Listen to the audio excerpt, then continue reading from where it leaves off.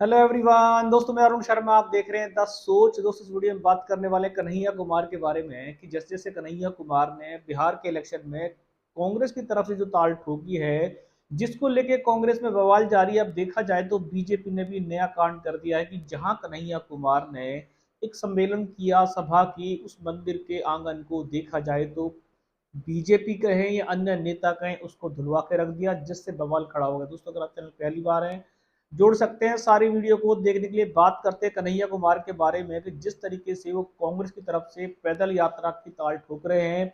भले ही तेजस्वी यादव खिलाफ में हो, भले ही कांग्रेस पार्टी के बहुत नेता उनका सपोर्ट ना कर रहे हो, पर जनता में उनका रोष देखा जा सकता है।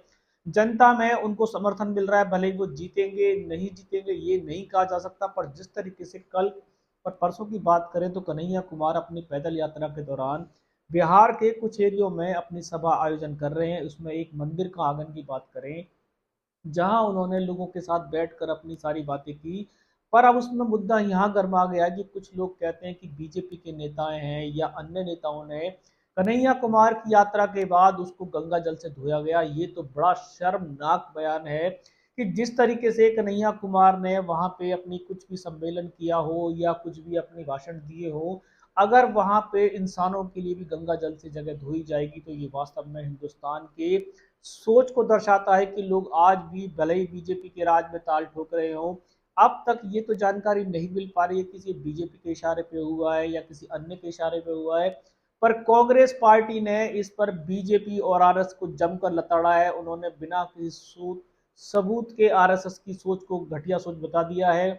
कांग्रेस की तरफ से ट्विटर पे साफ साफ लिखा गया, ये बीजेपी की मानसिकता को दर्शाता है कि बीजेपी आज भी अंबेडकर बाबा के रूल्स का पालन नहीं करती। जितने भी गरीब तबके और छोटी कास्टों के लोग यहाँ इंडिया में रहते हैं, उनका बीजेपी यही उपवास करती है, मान सम्मान नहीं करती।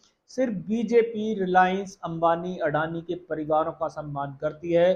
कन्हैया कुमार की यात्रा में जिस तरीके से जनता को समर्थन मिल रहा था, जिस तरीके जनता आ रही थी, उससे हो सकता है कि बीजेपी अन्य नेताओं को मिर्ची लगी। पर किसी की पदयात्रा के दौरान अगर कोई व्यक्ति कहीं पे भी मंदिर के आंगन में कोई भी जनसभा आयोजित करता है, उसको इस तरीके से धुलवाना किसी भी मानसिकता को गिराता है। और अगर ये बात जिस तरीके से कांग्रेस ने बिना सबूत के जिस तरीके से बीजेपी पे हमला किया है, अगर वास्तव में बीजेपी की ऐसे नेताओं की सोच है तो ये वास्तव में छोटे लोगों के लिए बड़ा दर्दनाक विषय बन गया है कि बीजेपी चाहकर भी गरीबों का साथ नहीं देना चाहती। जैसा राहुल गांधी, कांग्रेस पार्टी का कहना है कि ये सब संघ के इशारे पे हुआ है, वरना किसी की इतनी हिम्मत नहीं थी कि कन्हैया कुमार के सभा में जहां उन्होंने भाषण दिया उसको गंगा जल से धुलवाया जाए। ऐसा ही बयान पहले अखिलेश यादव था का था कि कन्नौज में वो एक मंदिर में गए थे, जहां कन्नौज में अखिलेश यादव के तुरंत वापसी के बाद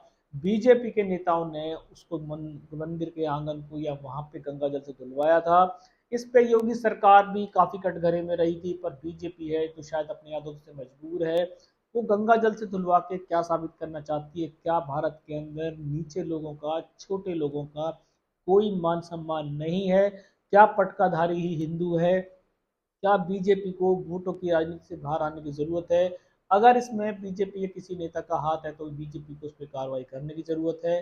कांग्रेस का कोई भी नेता, किसी भी पार्टी का, छोटी पार्टी का नेता अगर अपनी जनसभा किसी मंदिर गुरुद्वारे में करना चाहता है तो उसको इस तरीके की टिप्पणी कैसे की जा सकती है? और या गंगा जल या किसी शूद्र के रूप में उसको मानकर उसको दिलवाना भारत के ऊपर एक कलंक मढ़ता है, और भारत को ऐसी राजनीति से दूर रहने की जरूरत है।